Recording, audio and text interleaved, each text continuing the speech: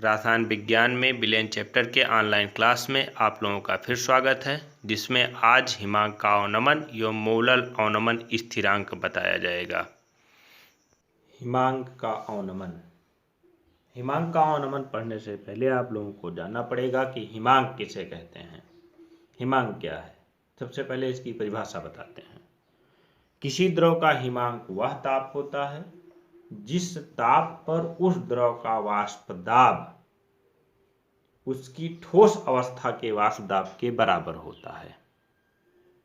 फिर से समझिए, किसी द्रव का हिमांक वह ताप होता है जिस ताप पर द्रव का वाष्प दाब उसकी ठोस अवस्था के वाष्प दाब के बराबर होता है।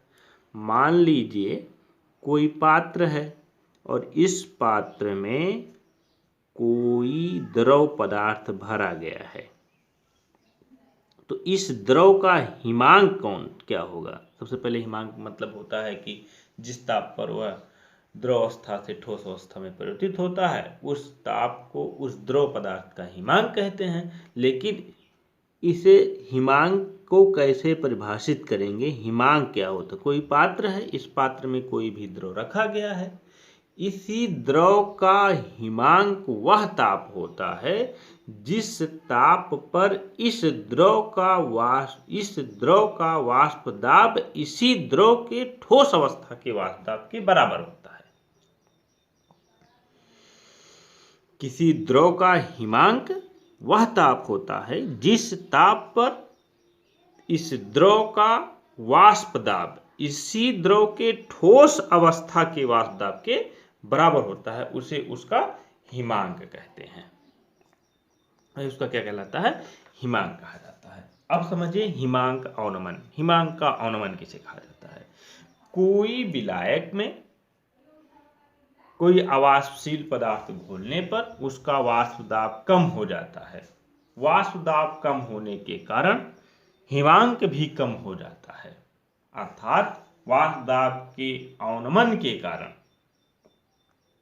विलयन का हिमांक शुद्ध विलायक के हिमांक से नीचा होता है और विलायक और विलयन के हिमांक का अंतर हिमांक का अवनमन कहलाता है। और यही हिमांक का अवनमन को हम प्रदर्शित करते हैं डेल्टा टीएफ से। किसे प्रदर्शित करते हैं? डेल्टा टीएफ से। समझिए, कोई विलायक पदार्थ है, कोई विलायक पदार्थ है, कोई भी विलायक पदार्थ है, ये एक विलायक पदार्थ है और इस विलायक पदार्थ का हिमांक मान लीजिए है आपका 0 अंश सेंटीग्रेड। हिमांक कितना है? 0 अंश सेंटीग्रेड। अब इस विलायक पदार्थ में कोई अवाष्पशील विलेय पदार्थ घोल दिया गया।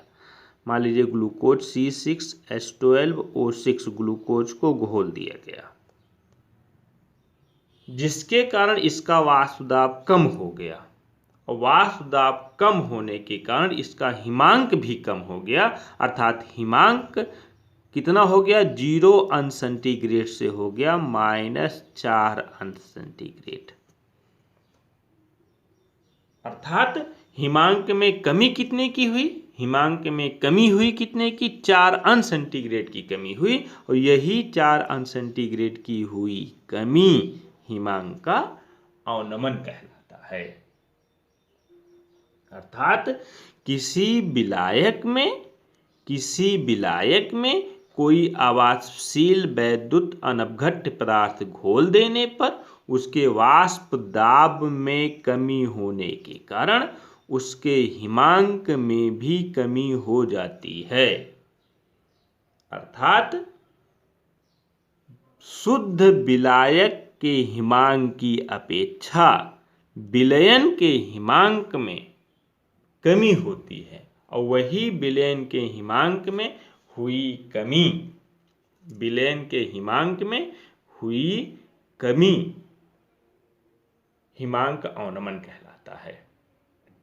अर्थात किसी विलायक में कोई अवाष्पशील पदार्थ घोल देने पर उसका वाष्प दाब कम हो जाता है, वाष्प दाब कम होने के कारण हिमांक भी कम हो जाता है और यही हिमांक में हुई कमी हिमांक का अवनमन कहलाता है। मान लीजिए एक शुद्ध विलायक था, यहाँ पर एक शुद्ध विलायक था और इस शुद्ध विलायक का हिमांक था 0 अंश सेंटीग्रेड। शुद्ध विलायक का हिमांक था 0 अंश सेंटीग्रेड। अब इसमें वैद्युत अनवघट अवाष्पशील विलेय पदार्थ घोल दिया गया, अर्थात विलयन बन गया और विलयन बन जाने के कारण इसके वाष्प दाब में कमी हो गई। वाष्प दाब में कमी होने के कारण इसका इस विलयन का हिमांक घट करके हो गया आपका -4 अंश सेंटीग्रेड। अब 0 से घट करके विलेय पदार्थ घोलने पर हिमांक -4 अंश सेंटीग्रेड हो गया और यही हुई कमी हिमांक का अवनमन कहलाता है। अर्थात किसी विलायक में कोई अवाष्पशील पदार्थ घोलने पर उसका वाष्प दाब कम हो जाता है। वाष्प दाब कम होने के कारण हिमांक भी कम हो जाता है, अर्थात शुद्ध विलायक की अपेक्षा विलयन का हिमांक कम होता है। शुद्ध विलायक की अपेक्षा विलयन का हिमांक कम होता है। यही विलयन के हिमांक में हुई समग्र कमी हिमांक अवनमन कहलाता है। मान लीजिए एक विलायक पदार्थ है और इस विलायक पदार्थ का हिमांक है आपका, एक विलायक पदार्थ है, इस विलायक पदार्थ का हिमांक है आपका T0 और इसी का विलयन बना लिया गया है कोई अवाष्पशील पदार्थ घोल करके। ये है आपका एक विलायक पदार्थ, एक विलायक पदार्थ है, इस विलायक पदार्थ का हिमांक है T0 और इसी में कोई अवाष्पशील विलेय पदार्थ घोल दिया गया है और घोलने पर इसका हिमांक हो गया है T। घोलने पर ये बन जाएगा आपका विलयन। तो हिमांक का अवनमन डेल्टा TF इजकल टू क्या हो जाएगा कि विलायक के हिमांक में से विलयन का हिमांक घटा देंगे, अर्थात डेल्टा TF इजकल टू क्या हो जाएगा आपका delta TF equal to T0 minus T। यही हिमांक का अवनमन कहलाता है। अर्थात यदि शुद्ध विलायक का हिमांक T0 और विलयन का हिमांक T है तो हिमांक का अवनमन डेल्टा TF इजकल टू क्या हो जाएगा T0 माइनस T। इसी को ही डेल्टा TF को ही हिमांक का अवनमन कहते हैं। अब हिमांक अवनमन के बाद आपको पढ़ना है हिमांक अवनमन से अणुभार की गणना। हिमांक अवनमन से अणुभार की गणना। हिमांक अवनमन से अणुभार की गणना कैसे करते हैं? हिमांक अवनमन से अणुभार निकालने के लिए एक फार्मूला है जिसका डेरिवेशन आपके सिलेबस में नहीं है। किसी अवाष्पशील वैद्युत अनवघट का पदार्थ यदि स्मॉल m है, किसी अवाष्पशील वैद्युत अनवघट पदार्थ का अणुभार अर्थात घोला जाने वाले पदार्थ का अणुभार स्मॉल m है और उसके विलयन का हिमांक अवनमन डेल्टा T है, तो डेल्टा T और स्मॉल m में निम्नलिखित संबंध होता है। संबंध क्या होता है? स्मॉल m इजकल टू होता है 1000 kF, kF है 1000 kF small w by delta TF capital W। फिर से संबंध समझिए, small m equal to 1000 kF small w by delta TF capital W। जहां स्मॉल m विलीय पदार्थ का अणुभार, स्मॉल m विलीय पदार्थ का अणुभार, स्मॉल w विलीय पदार्थ का ग्राम में भार, विलीय पदार्थ का ग्राम में भार, कैपिटल W विलायक पदार्थ का ग्राम में भार, कैपिटल W विलायक पदार्थ का ग्राम में भार, डेल्टा TF हिमांक का अवनमन। पीछे भी हमने बताया डेल्टा TF हिमांक का अवनमन, KF विलायक का मोलल अवनमन स्थिरांक है। KF क्या है? विलायक का मोलल अवनमन स्थिरांक है।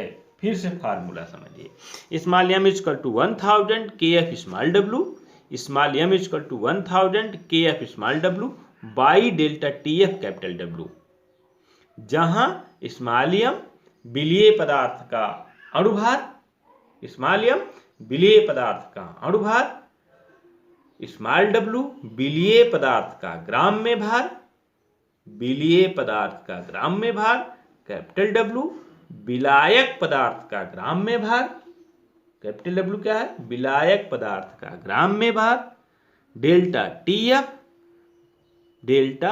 TF हिमांक का अवनमन, हिमांक का अवनमन डेल्टा TF है, KF क्या है, विलायक का मोलल अवनमन स्थिरांक है। क्योंकि एक स्थिर है इसलिए इसका स्थिरांक भी स्थिर होगा, अर्थात स्थिर होगा, इसका स्थिरांक पूर्ण रूप से स्थिर होता है। अभी हम कुछ विलायकों के मोलल अवनमन स्थिरांक को बताएंगे। अब मोलल अवनमन स्थिरांक को परिभाषित कैसे करते हैं, अर्थात मोलल अवनमन स्थिरांक अर्थात KF को कैसे परिभाषित करते हैं, इसी फार्मूले से small m equal to 1000 KF small w by delta TF capital W से हम मोलल अवनमन स्थिरांक को परिभाषित करेंगे। कैसे परिभाषित करेंगे, इसको हम बाई 1 कर लेंगे, तो इसका हम इस तरीके से मल्टीप्लाई कर देंगे, इससे इसका, इससे इससे, तो क्या हो जाएगा आपका 1000 KF small w by small m delta TF capital W, small m delta TF capital W। हम इसको स्मॉल m को यहाँ से यहाँ पक्षांतर करेंगे तो क्या हो जाएगा 1000 KF small w by small m equal to delta TF capital W। और फिर small w by small m मतलब स्मॉल w क्या है, विलीय पदार्थ का ग्राम में भार, स्मॉल m क्या है, विलीय पदार्थ का अणुभार, और हम जानते हैं कि विलीय पदार्थ का ग्राम में भार बटे विलीय पदार्थ का अणुभार बराबर विलीय पदार्थ के मोलों की संख्या होती है, अर्थात मोलों की संख्या बराबर विलीय पदार्थ का ग्राम में भार बटे विलीय पदार्थ का अणुभार, अर्थात मोलों की संख्या small m equal to small w by small m। तो small w by small m के स्थान पे हमने रख दिया स्मॉल n, तो क्या हो जाएगा 1000 KF small n equal to delta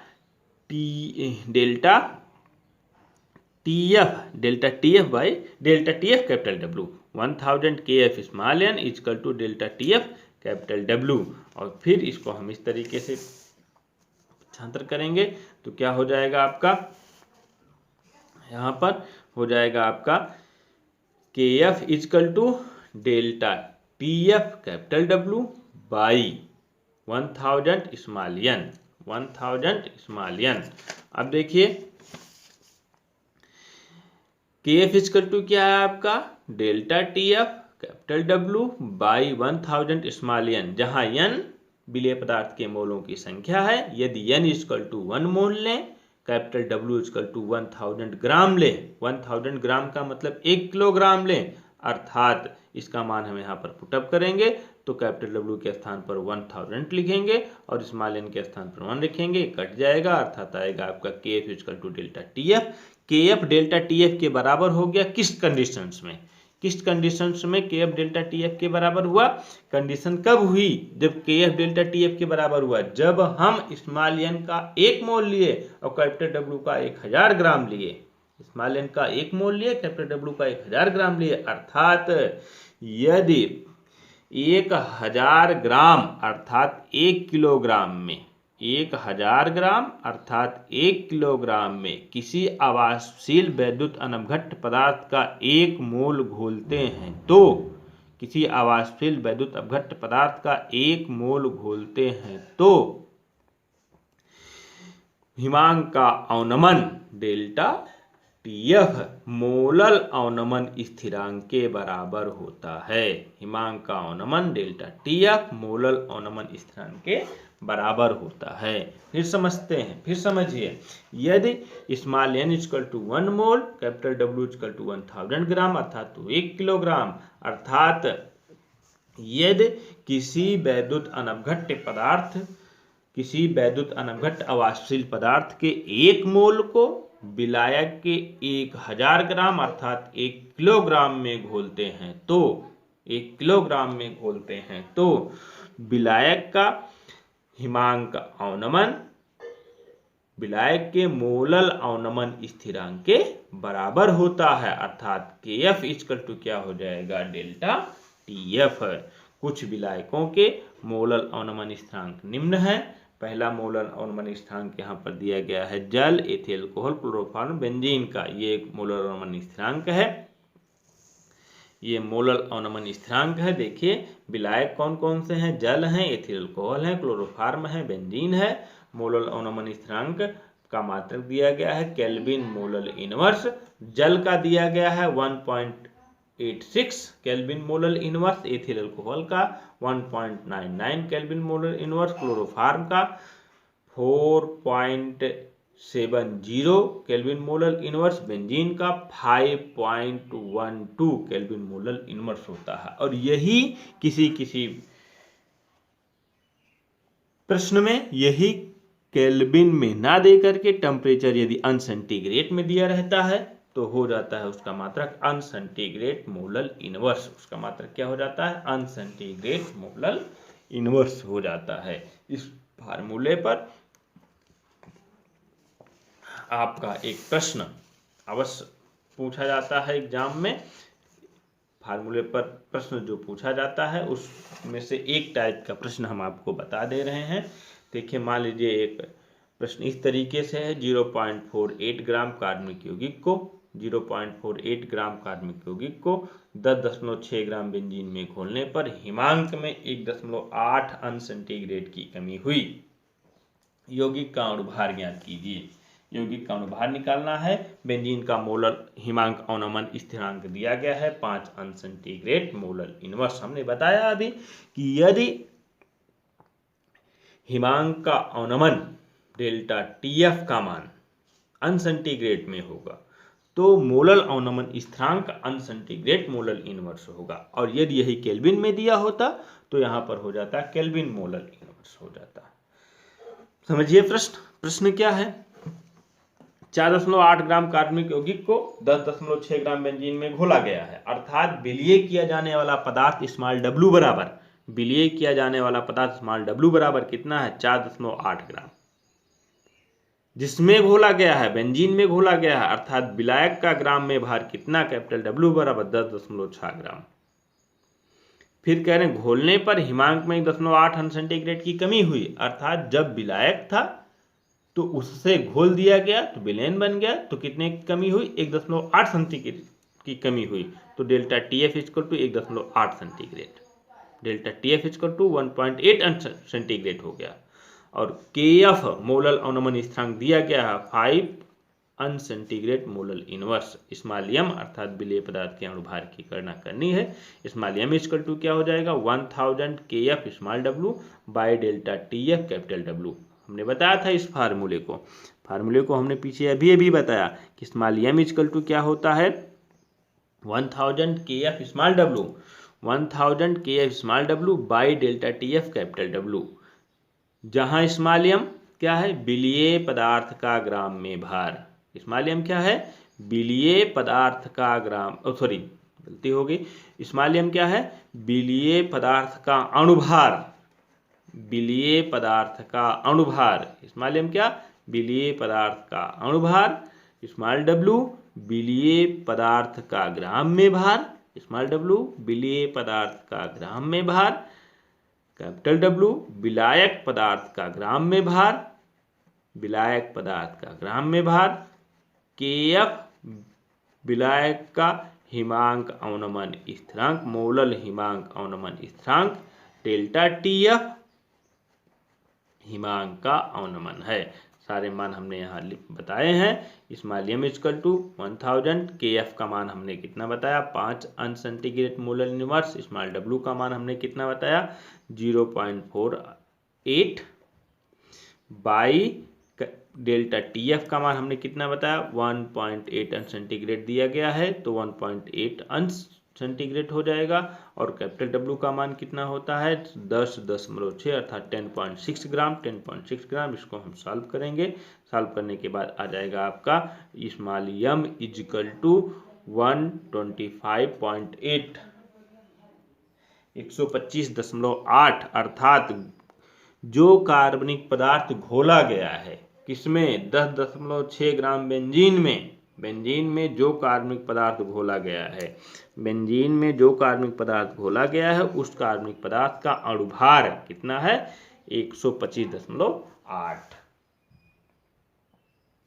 इस फार्मूले पर एग्जाम में एक प्रश्न अवश्य पूछे जाते हैं, 12th के एग्जाम में एक प्रश्न अवश्य पूछे जाते हैं कि किसी भी कार्बनिक, अब यहाँ पर क्या होगा कि किसी भी कार्बनिक का अणुभार पूछ लिया है तो यहाँ पर किसी भी कार्बनिक यौगिक का मोलल अवनमन स्थिरांक, मोलल हिमांक अवनमन स्थिरांक भी पूछा जा सकता है, मोलल अवनमन स्थिरांक भी पूछा जा सकता है।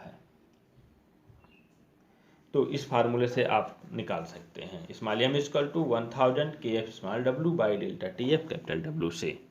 ये बिलियन चैप्टर का लास्ट लेक्चर था। अब इसके बाद नेक्स्ट टॉपिक, नेक्स्ट यूनिट आपको पढ़ाया जाएगा।